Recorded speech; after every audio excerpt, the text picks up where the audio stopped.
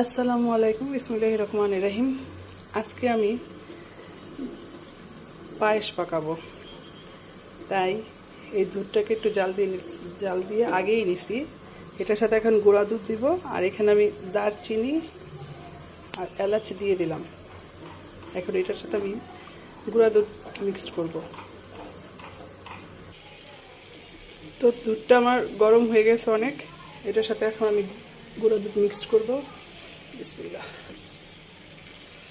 এটা অনবরত নাড়তে হবে যাতে গুঁড়া দুধটা দলা পাকে না যায়।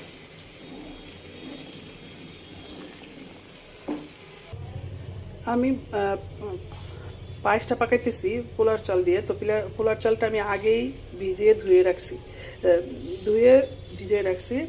কারণ এটা যখন একটু ভালো করে ভিজবে তখন আমি এটা ইসের সাথে দিয়ে দেবো, দুধের সাথে দিয়ে। তো আমার গুঁড়া দুধটা মিক্সড হয়ে গেছে ভালো করে, একটুও দলা পাকে নাই।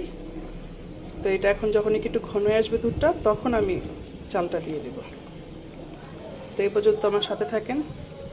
তো আমার দুধটা কি সুন্দর কালার হয়ে আসছে, ব্রাউন কালার হয়ে আসছে।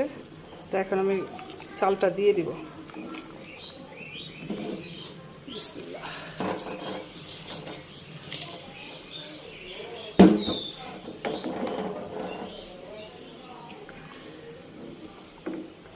চালটা এখন হতে থাকবে আস্তে আস্তে। আমার পায়েসটা কি সুন্দর হয়েছে, মাশাআল্লাহ। এখন আমি এটাতে চিনি দিয়ে দিব। অল্প অল্প করে চিনি দিয়ে টেস্ট করতে হবে প্রথম, কারণ অনেকে চিনি বেশি খায়, অনেকে চিনি কম খায়। আমরা একটু কম খাই চিনি। যাই হোক, এখন আমি নাড়া দিয়ে নিব, কারণ চিনিটা দিলে একটু পানি ছাড়বে।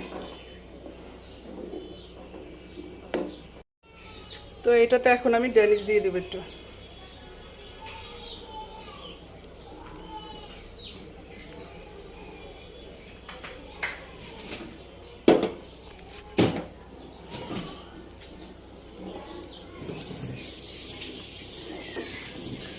মাশাআল্লাহ, দেখছেন কি সুন্দর হয়েছে।